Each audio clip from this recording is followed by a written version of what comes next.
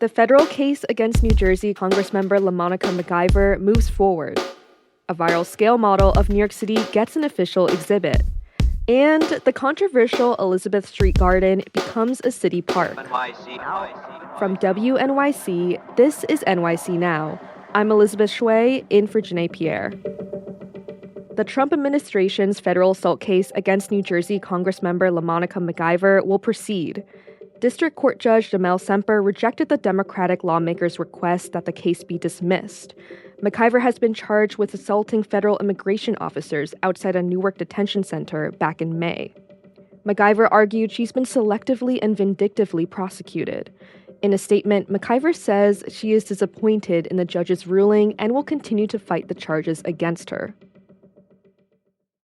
Joe Macin's scale model of every building in New York City is getting its first museum show.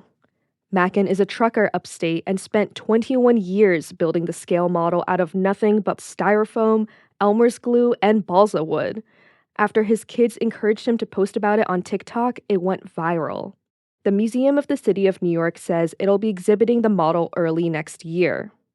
The museum's deputy director, Elizabeth Sherman, says she loves the monumental model for its personal touch. There's this way in which, while he's not sharing intimate personal stories in the model itself, it feels to me like it's really communicating from one person's personal New York to each of our personal New Yorks. The exhibit, He Built This City, Joe Macin's Model, will open to the public on February 12, 2026.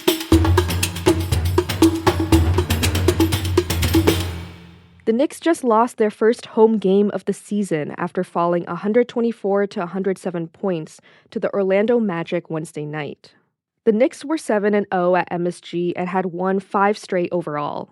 Jalen Brunson scored 31 points, but seemed to sprain his ankle on a drive to the basket in the final minutes. The severity of his injury is still unclear.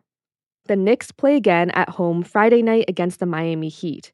And the Nets will play against the Orlando Magic Friday night in Florida.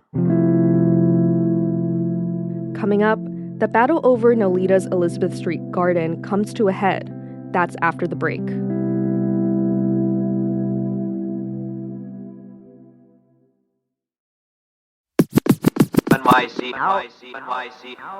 The Adams administration is turning the Elizabeth Street Garden into a city park.